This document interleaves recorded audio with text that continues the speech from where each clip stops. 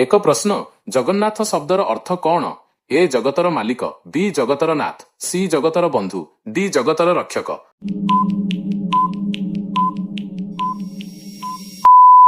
ଉତ୍ତରଟି ହେଉଛି ବି ଜଗତର ନାଥ।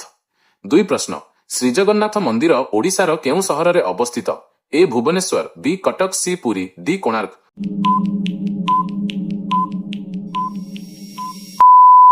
ଉତ୍ତରଟି ହେଉଛି ସି ପୁରୀ। ତିନି ପ୍ରଶ୍ନ, ଶ୍ରୀଜଗନ୍ନାଥଙ୍କ ମନ୍ଦିରକୁ ଅନ୍ୟ କେଉଁ ନାମରେ ଜଣାଯାଏ? ଏ କଳା ପାଗୋଡା, ବି ଶ୍ରୀମନ୍ଦିର, ସି ସ୍ୱର୍ଣ୍ଣ ମନ୍ଦିର, ଡି ସୂର୍ଯ୍ୟ ମନ୍ଦିର।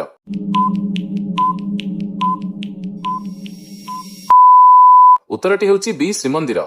ଚାରି ପ୍ରଶ୍ନ, ଜଗନ୍ନାଥଙ୍କ ମନ୍ଦିର କେଉଁ ରାଜା ନିର୍ମାଣ କରିଥିଲେ? ଏ କପିଳେନ୍ଦ୍ର ଦେବ, ବି ଚୋଡଗଙ୍ଗ ଦେବ, ସି ଲାଙ୍ଗୁଳା ନରସିଂହ ଦେବ, ଡି ମାତୃଭାନୁ ଦେବ।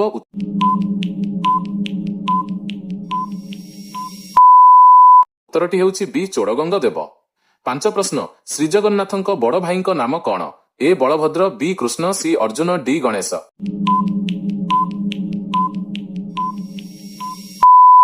ଉତ୍ତରଟି ହେଉଛି ଏ ବଳଭଦ୍ର।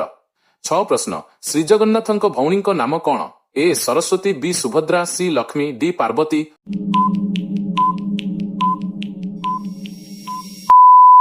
ଉତ୍ତରଟି ହେଉଛି ବି ସୁଭଦ୍ରା। ସାତ ପ୍ରଶ୍ନ, ପ୍ରଭୁ ଜଗନ୍ନାଥଙ୍କ ରଥର ନାମ କଣ? ଏ ତାଳଧ୍ୱଜ, ବି ଦର୍ପଦଳନ, ସି ନନ୍ଦିଘୋଷ, ଡି ବିଜୟ ରଥ।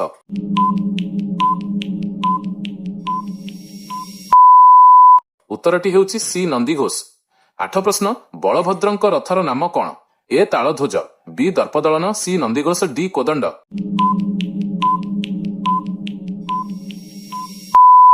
ଉତ୍ତରଟି ହେଉଛି ଏ ତାଳଧ୍ୱଜ।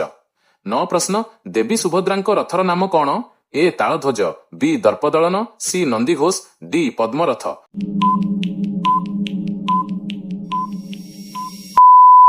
ଉତ୍ତରଟି ହେଉଛି ବି ଦର୍ପଦଳନ। ଦଶ ପ୍ରଶ୍ନ, ରଥଯାତ୍ରା କେଉଁ ତିଥିରେ ପାଳନ କରାଯାଏ? ଏ ଆଷାଢ଼ ଶୁକ୍ଳ ଦ୍ୱିତୀୟା, ବି ଜ୍ୟେଷ୍ଠ ପୂର୍ଣ୍ଣିମା, ସି କାର୍ତ୍ତିକ ପୂର୍ଣ୍ଣିମା, ଡି ବୈଶାଖ ଶୁକ୍ଳ ତୃତୀୟା।